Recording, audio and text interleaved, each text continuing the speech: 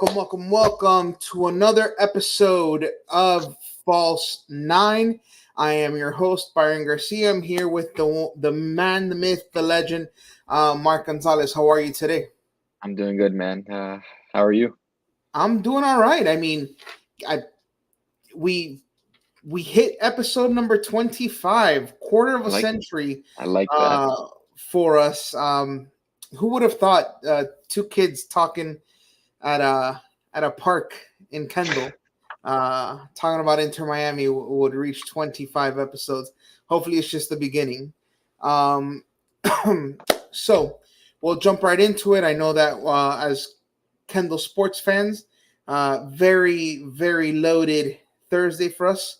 hmm A lot of Inter Miami talk, but today, most importantly, Dolphins take on the Bills on Thursday Night Football at 8:30. For analysis on that, tune in on Mondays at 7:30 to the Dolphin Chronicles. Sir. Great analysis, and tune into our social medias for analysis as well. But Dolphins take on the Bills, but Inter Miami takes on Philadelphia. Yes, sir. Last week, Inter Miami had kind of a rest day due to international duty, which we'll talk about later on in the show. But Philadelphia comes to town. Yes. Uh, a team that we beat 2-1 earlier in the season without Messi in a crazy game. I mean, talk about really crazy. Talk about us getting two red cards in that game and somehow finding a way to win that. Hey, what's What's up, up? What's Thomas? up, Glad to Thomas? have you here. That was a game in which Julian Grussel finally got his first goal for Inter Miami, and then couple red cards later, David Ruiz picks up one. Uh, Uh huh. Aviles picks up one. You know, Uh huh. two guys that are real comfortable and familiar with that red card. Get sent off, and you know, Thomas says, "I hope that the manages Messi's minutes." Yeah, we'll touch up on that a little bit later on in the show. Mark may for have a sure. little bit of an update on Messi for us. Um, so we're tied 1-1, and then Leo Alfonso comes in and delivers a game-winning goal in the dying embers of the game, just against the run of play, counterattack against Jacob Glesnes, who's beat, tired. So you have Leo Alfonso with fresh legs, and he scores a goal. And we win 2-1 in a game without Messi, in which many people thought we might lose. But now we're getting a Philadelphia team who performed decently again uh, in the cup. They lost twice to Columbus, once in the league, once in the cup. In the cup, they lost 3-1, and in the league, they lost 1-0, and they're just coming off a 2-0 win against Toronto. So it's a team relatively, playing decent football at the time. Columbus is very good team. But they did beat Toronto, New York Red Bulls after being outshot, outpossessed, outpassed in that game. So we look for Daniel Gazdag to have, a lot of the eyes on him. Uhre having eyes on him. They get Andre Blake back. They didn't have him. So it'll be a different game. One I still expect Inter Miami to win because we're at home and we have the better team. This is what I think we might come out with, hoping it'll be some sort of this because Aviles is still suspended for this game. So Yeah, if this is you what we, mentioned last show that he got one for the red, yeah, but because it was two yellows, he also mm-hmm. gets yellow card Yeah, accumulation. he was one away from the yellow card. So once he got the first one, he was already missing one. Okay, so But here's the question: do they forgive that second one, or does he already have one for the next suspension? like I don't know if when it resets.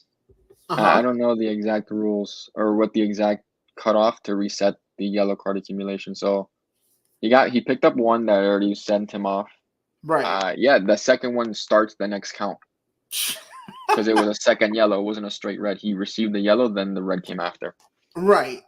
The So red that red came card, because of two yellows. yeah. Gotcha. So I mean, I figure we're gonna run this lineup. Messi comes off the bench. I don't see that we need to start him right away. Although he's been training, and his fitness levels are getting better. I think this is the lineup we come out with, Well, especially there being there there is a so. little bit of a hiccup that we'll talk about later on in the show. So Skrilla asks, "Do you think Messi will make the trip to Atlanta and New York? Atlanta plays on turf, in New York."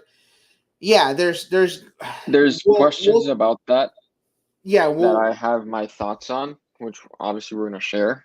Um, I'll give you this. I do think he makes a trip up in the air if he plays. So you see here a 3-4-3. It's Yeah. been something that Tata's used lately that seems to have tickled your fancy. Thomas says that Aviles, according to the MLS site, is not suspended. Uh, Last broadcast, they were mentioning that he was suspended due to the red card being one and then the yellow card accumulation. Unless it was reduced, because I remember it being that he wouldn't be able to play this game. Notice the suspension. Let's see. Yeah, well, Caution accumulation warnings. He's on a caution accumulation warning, so he's 1 yellow away from being suspended. Unless, yeah, he's not suspended for this game, which is surprising because it was being said a bunch. So because he got 2 yellows and it turned to red, does that mean that I mean, it's not yellows? I could have sworn he was suspended for this game, and it only makes sense that he would have been because you received 1 yellow, then you get the red card. Red card's automatic suspended, and then he was already on a yellow card accumulation watch before the last game. Yeah, on the MLS report, it's Noah Allen, Tomas Aviles, Sergio Busquets, and Federico Redondo are all 1 yellow away from missing a match. Mm-hmm. My guess is Aviles picks up a yellow within 10 minutes. It rescinded. Oh, possibly, but I'm just saying that because of this news, Aviles picks up a yellow within 10 minutes. Probably. I mean, I don't have him starting, so to me, I think this is the best right now with Frey. Frey has, done well in that center back position, did well in the place, and he gives also the ability to play a little wider and comfortable going forward. I think Busquets in that central center back position is really, really good for us. Allows us to play out of the back, allows us to play to Redondo, allows us to play to Bright, allows balls to be whipped to Jordi Alba and to Gressel and to Gomez.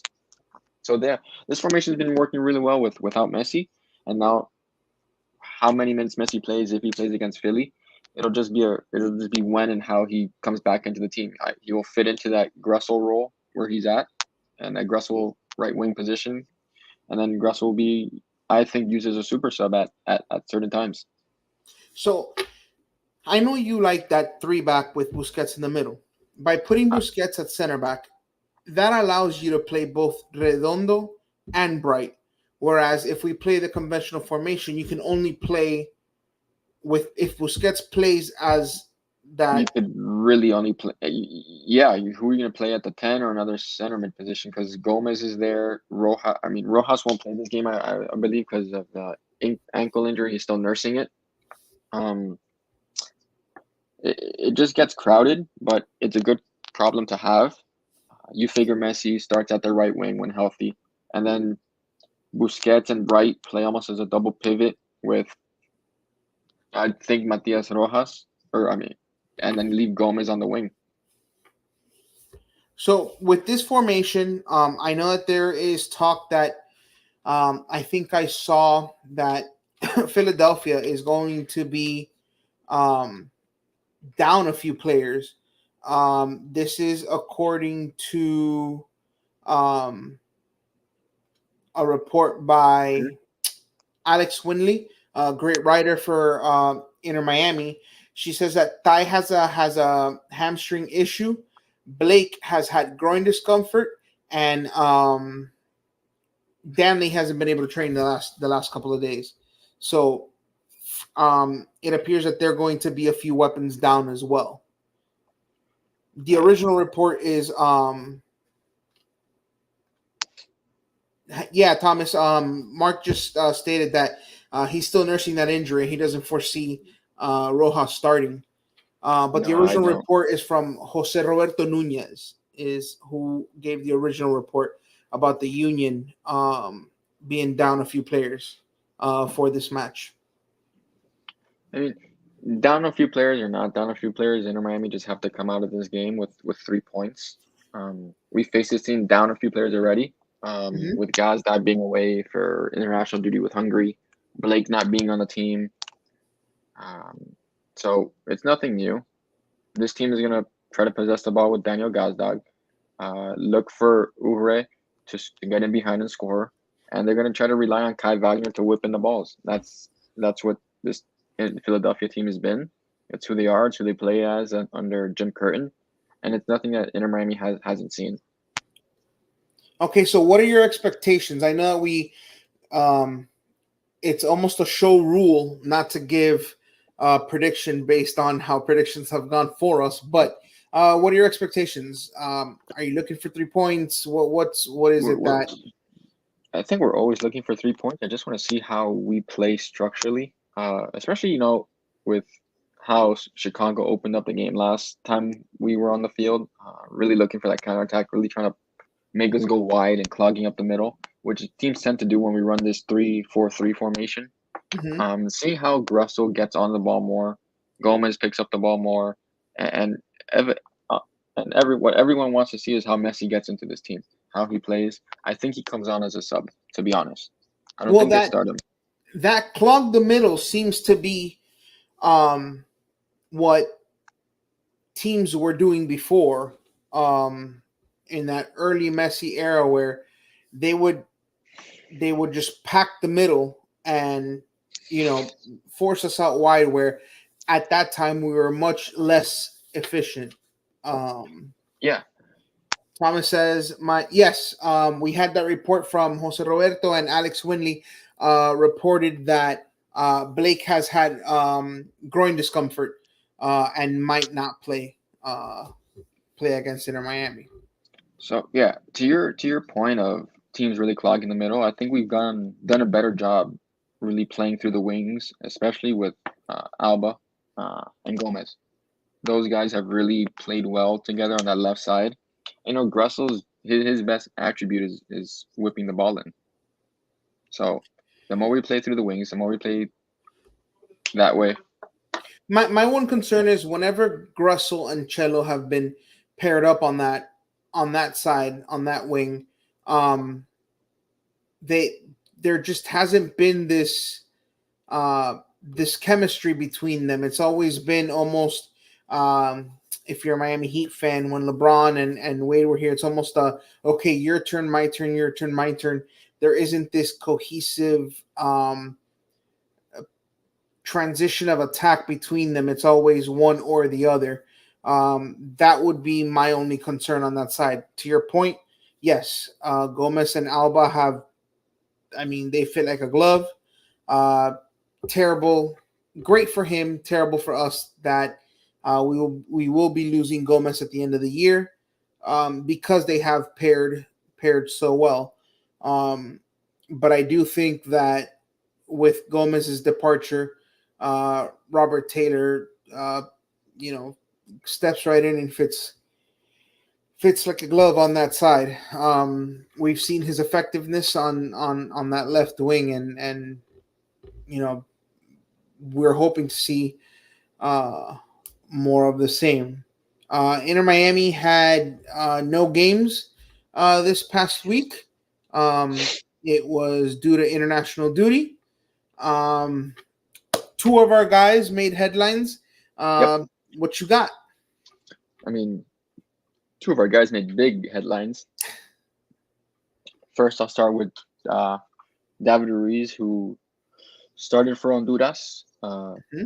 scored his third goal in 3 matches for them. So in 3 straight matches for them. So I think it was a beautiful left-footed shot, and we'll show it for you guys. Ruiz, Castillo back to Ruiz, still Ruiz, Ruiz! Beautiful.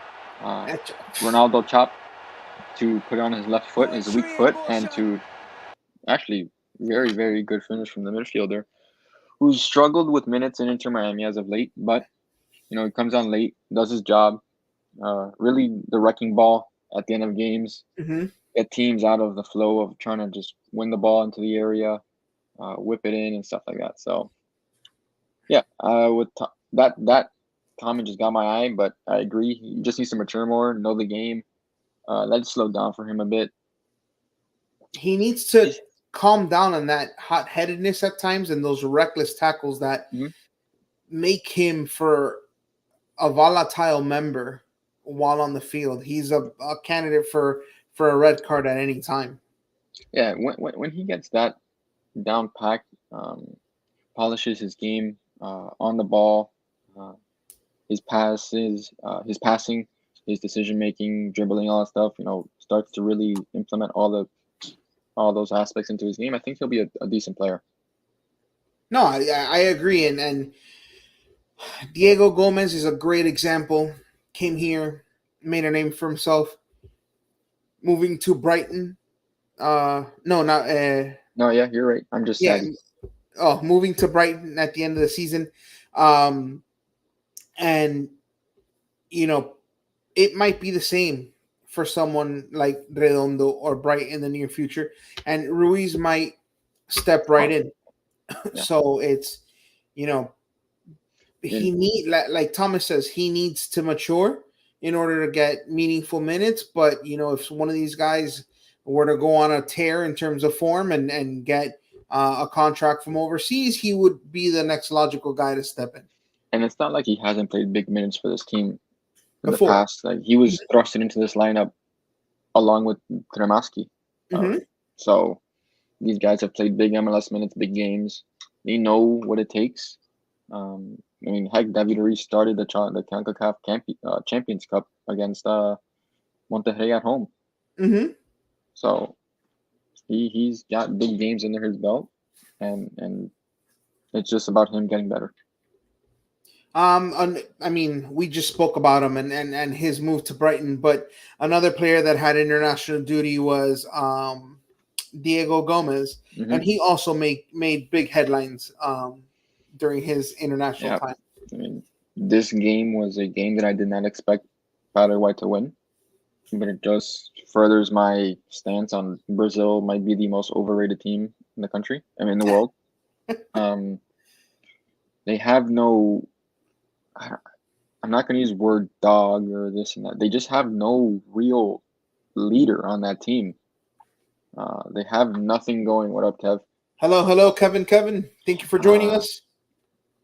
There's no real leader on this team, on that Brazil team. So they got to figure it out. The coach guaranteed that they'll be in the World Cup final in 2026. I don't see it. Well, Paraguay. it was Rodrigo who said that they were missing their most important player, and Who was? it was Neymar. I was shocked to hear that from a team that used to be one goes down, three more are in the pipeline. But there's the names aren't the same as they used to be. Right. So I don't know where Vinicius is a totally different player for Brazil than he is for Madrid. Their best player is their goalkeeper, is Alisson. I feel if it wasn't for him, they'd lose almost every other game. If Ederson is not called up as well. I don't know. It's I don't like the makeup of the Brazil team. Yeah, there's I don't know. There's just something about it. I really don't like how they're set up, the formation that they play. It's Rodrigo on one side or Vinicius on one side, and then you're really just trying to whip it into who? Hendrick? Kid's 17 years old. Well, I wasn't even painting him into the Richarlison. He's hurt. Oh well, there's so many names that I can throw out there. None of them strike fear like Ronaldo Nazario used to, like Ronaldinho used to. Yeah. And back in the day, even if you fouled somebody outside the box, Kaká, Roberto Carlos would come in. Roberto Carlos, Kaká. all Adriano, all those guys. But Although this Adriano, I think, was the beginning of that downfall, because Adriano really never met if his expectations ACL of the international. if his ACLs were good, that guy would have been something else. Not that he wasn't already, but he would have had a longer career. But I'm gonna play the Diego Gomez beauty of a goal. Just another testament to how great this young player is, how great he's turned his game around, or how quickly he turned his game around. Rather that his finishing has been incredible for us, and then now for Paraguay, as you'll see.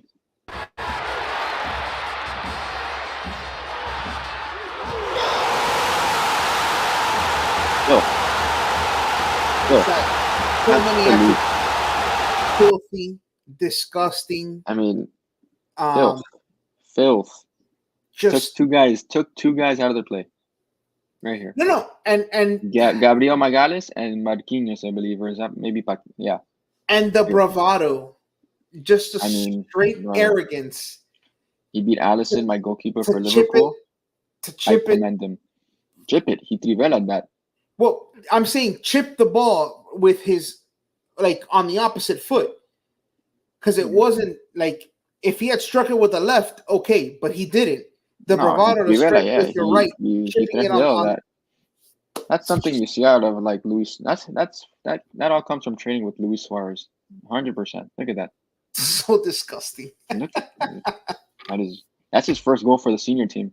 Oh my! I can watch it. I'm gonna keep replaying it. Oh my! Yeah. God. So I mean, Ruiz for Honduras, Gomez for Paraguay. You can see what these guys were at once called youth, and possibly making under 20s Olympic teams. Now they're starting to actually get meaningful minutes on the national teams. Yeah, right. So, I mean, the scouting department, the development department, the training staff, the players, all the credit towards them. And then I think the other player that we had on international duty was Suarez for his send-off game. Yes. For Uruguay. Commended on his great career for the national team. All-time leading scorer for the Albiceleste. So, kudos to him. Speaking of send-off, well, no, it's a send-off. Who's getting sent off? Who's getting sent off on Saturday? I don't think anybody does, but the guy getting sent off is CJ Dos Santos to what basically is injured reserve. Yeah. He broke his hand, is what I remember seeing. His hand surgery, yeah. Yeah, so there was a vacancy for the backup goalkeeper, and Inter Miami went ahead and made that move. They announced it. It's now official. Yep. They have signed a new backup goalkeeper. He's an Argentinian national. Yeah, Oscar Ustari. Where is he? There he is. Ustari. Yeah. Oscar Ustari. He will be the man backing up Drake Callender now. We were able to add him before the freeze date, so teammate with Messi on several teams in the past, including the 2008 Summer Olympics, and then the 2006 World Cup, and the 2005 World Youth Championship. So, both of those were as understudies, correct? I believe the Summer Olympics, yes. But in the World Cup, 2006 that FIFA was World what, Cup, Abundancieri? I can't remember who started that game for Argentina. And I misspoke. I said Luis Suarez was the all-time leading scorer for Albiceleste when Albiceleste is Argentina. I meant, you know what I meant. Yeah. Uruguay, yes. Albiceleste is Argentina, though. You are 100% correct. But, gives us a backup goalkeeper. I don't know how many minutes he's going to play. Drake Callender's got that locked up pretty much at the number one position. You'd have to take a disastrous turn of events for us to play him. But, veteran guy in the locker room. It was El Pato Abundancieri who was. It was? Yeah. And Oscar was 19 at that time. This guy has 396 professional appearances. Has played for Pachuca's Atlas, has played for Getafe, Almeria, Sunderland, Independiente in Argentina, Boca Juniors Argentina, Newell's Old Boys Argentina. So, Yes. it's not a random guy we just picked up. Definitely, Argentina's the pipeline is for Tata, and Argentina runs very, very, very deep. It sure is. So it's not surprising we picked up, like I said, an Argentinian backup goalkeeper. Well, it's good to know that we won't be going into that game with an academy player having to be called up. It would have been Cole Jensen, who would have been our third. Who's our third keeper on the roster? Right. Hasn't really. He's our Inter Miami 2 starting keeper. Right. And I've heard great things about the academy. I think 2 or 3 guys from the academy got call-ups during international play. But you don't want a third string guy going into the end of the MLS into the crucial stretch run of the season. But now we have the moment everyone has been waiting for, the moment everyone tunes in. The Messi update. We've had questions, and I'll put them back up again. Skrilla asks, do you think Messi will make the trip to Atlanta and New York? Atlanta plays on turf. New York plays on a baseball field. What say you? And before that, Thomas says, I hope Tata manages Messi's minutes. Yeah. I feel like you can get to both of the questions. I can get to the first part of Skrilla's question I can get to. That's second part of the New York plays on a baseball field I'm going to address by myself. That I can't wait to get to that one. Okay. But I do hope he manages the minutes. He's coming off a very noticeable ankle sprain. It was an elephant foot. Yeah, it was massive. He's been trained today, trained yesterday. People didn't see him in training. He had flu-like symptoms or whatnot. He didn't train in the 15-minute. Yeah, he had a cold basically. That the 15-minute window that the media was there, but he ended up training after. So to that, he's fit. How fit is he? What percentage? If it's good enough to play, he'll play a certain amount of minutes. To me, I think 20 is what my guess would be. My guess is 20 to 25. Yeah, that's what I basically said. You gotta come out, punch him in, do what you're supposed to do. Allow Messi to get into the game, maybe in the 60th minute to end the game. 65th minute, you end the game there with him. Get him a run and see how he feels. I think it's a quick turnaround to Atlanta because I think we play Atlanta on a Wednesday. I feel like you're being optimistic with Messi's minutes. 20 to 25? I think he comes in 75 at the 75th minute. I mean, remember his first game for us, we thought he was going to play in the 60th minute. He played from halftime on. I know he wasn't injured and stuff like that, but right.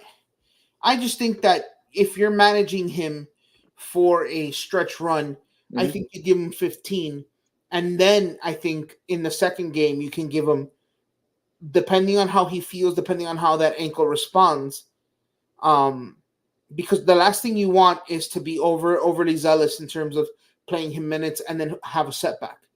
So I think you're cautious with the first one, see how that ankle responds, and then I think you might see him at the 60th minute.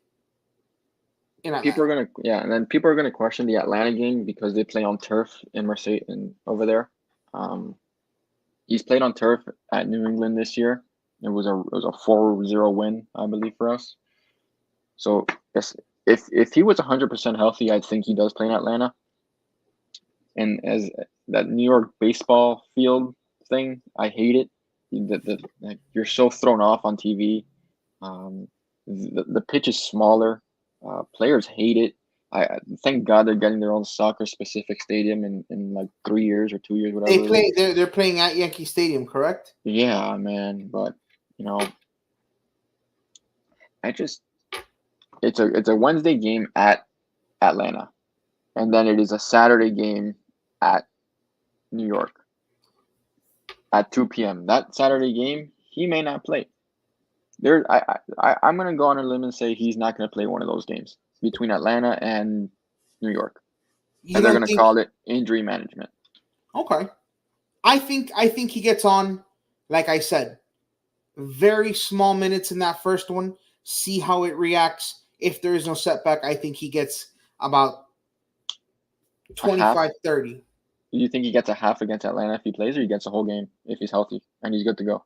Neither. I don't think he gets a whole game until the game after Atlanta. If you're thought that Messi says, "I'm good to go, boss. I'm good to play the full 90," are you playing him full 90?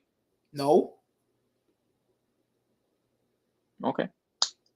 No, I just think that as coaches, you have to protect players against themselves. That's exactly what you would expect Messi. No, I mean, I think Messi's smart enough to know that, coming back home after those 2 games, and then getting into like the ending of the regular season and really making that playoff push, and we have supporter shield. We can, after New York City, which is away, we have Charlotte at home, away to Columbus, away to Toronto, home for New England. I don't think he gets a full game until that home game, that first one. Until that Charlotte game. Mm-hmm. And then Okay. it's almost like a prep for, and I think will be 100% good to go for that Columbus game. I think that's the target for him. Definitely think, I think we see our full squad for that Columbus game. I agree. I think there's been too much. I think too much has been said about Columbus, despite being second or third in the. They're behind Cincinnati. Okay, so despite being third in the Supporter Shield race, mm-hmm. There's been a lot of talk about them being the cream of the crop, them being the best team in the league. Not that they haven't earned it, not that they haven't shown it, but I feel that the team has heard a little bit of that, and I think it'll be a statement game for them. They've got the best goal differential based off their goals allowed. They have 28 goals allowed. That's best in, I think, all of Major League Soccer. We've given up 40 goals, but we've also scored 62, which is better than best by 10 to the second place in the East, which is Columbus. They have 52. Well, I mean, if they're right up, I mean, God, I don't want to be in their shoes.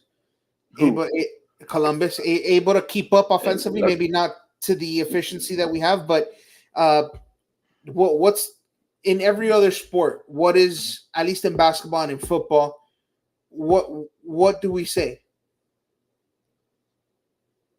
What do we say?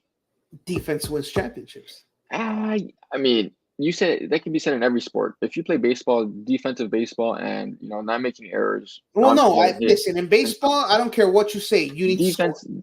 Look, defense and hockey can win championships. Yeah. No, look at the Panthers. Apparently, got out. They got outscored in the 3 middle games, and they buckled down in the last. But that's what I'm saying. One. If I would want to be in Columbus's shoes. Not to say that they are the cream of the crop. Not to say that they're the best team. I'm just saying, if I'm looking at it objectively, I would want to be in their shoes. The fact that I know that I can count on my defense. But would you rather be in first or have the best defense? No, 100%. I would rather be in first. First, you got home field advantage. Right. No, 100%. What I'm just saying is, and there you go, Thomas. Confirmation bias. Yes. Yes. That's something that you rely on. That's something that travels. Not to say that they are the best or that they're going to win the Supporter Shield. No. All I'm saying is that's something you can hat your hand on to. They are the best defense. They've got the best coach, in my opinion, and they've got a top 5 player in the MVP in Cucho Hernandez. So it's a very good team. I would love to play them here. In that final against LAFC, that goal he scored made Hugo Lloris look like an absolute clown.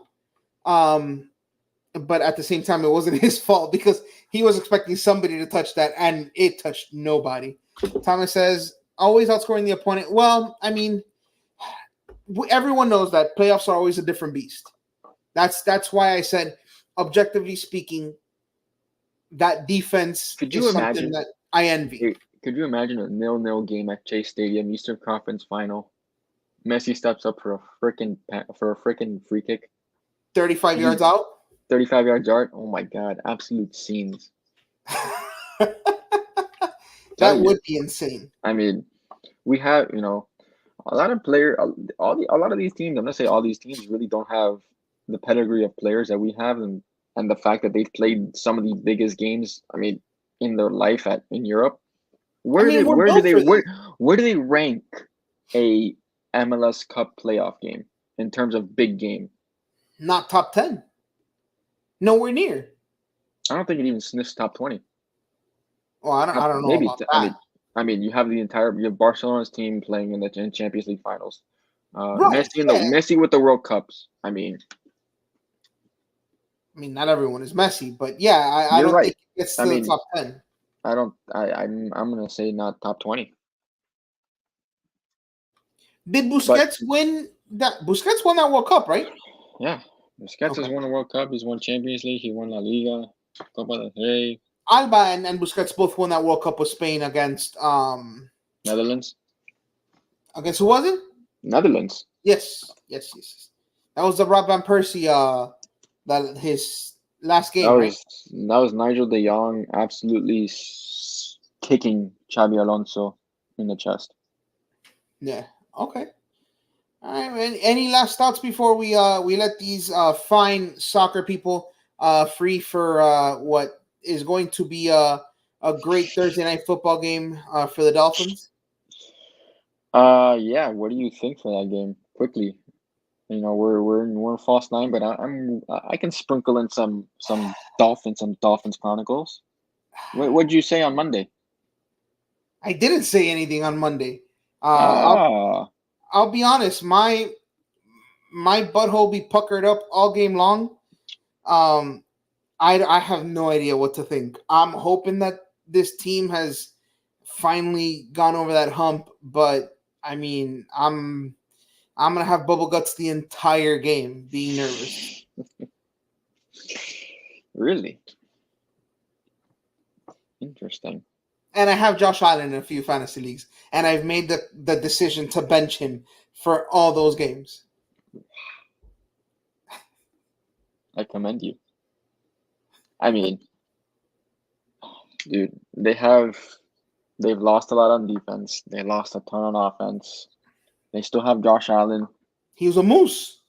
And they still have, James Cook plays well against us. That front four is disgusting. They have a good O-line. No, I'm sorry, D-line. Wow. Sorry. Kevin says it's going to be a long night for the Finns, I fear. Buddy, it's, yeah. I mean, yeah, dude, if we start off the way we did against Jacksonville, yeah, it's going to be a long, long game. But these are the games that if they start off the way they started against Arizona, it'll be a long game for both of us. I mean, here's the thing. If you want to consider yourself top dog in the AFC East, you got to win this game after losing last year to them in the biggest game of the season to win the AFC game, to win the AFC. I agree. That's why my butthole's going to be puckered up the entire time. Look, awful footballing. He says you should start Josh Allen. No, listen. I'm a Dolphins fan through and through. This guy's a Dolphin. Kendall boys at the Kendall Sports Network. Dolphin diehard. Yes, that's what we do. It's well. Here's a good question. Do y'all think Gomez playing on Saturday? Yeah, I think he's a workhorse. I can maybe see him getting a limited minutes. Maybe a little Robert Taylor action coming in at maybe the 55th, 60th minute. I wouldn't be surprised, but I do think he plays. Okay. All right. Well, Kevin's gonna take the UM spread against Ball State. I have a feeling. 100% he's gonna take it. Well, maybe we'll have a degenerate show on the Kendall Sports Network soon, but for now, no degeneracy on the shows. All right. Well, any last thoughts, Mark? No, I think 3 points for Inter Miami. A Dolphins win. Hurricanes win on the weekend. Thomas says 3-1 Miami, so a trifecta. Inter Miami, Canes, and Dolphins. I don't make predictions on score lines, but yes, Inter Miami win. All right. Well, for everyone here at the Kendall Sports Network, remember any Dolphin talk, tune into the Dolphin Chronicles on Mondays. This week in Miami, we've had some logistical issues. It should be returning shortly. Anything Inter Miami here on False 9. For everyone here at the Kendall Sports Network, we thank you guys for watching, and we'll see y'all next week. Have a good one, guys.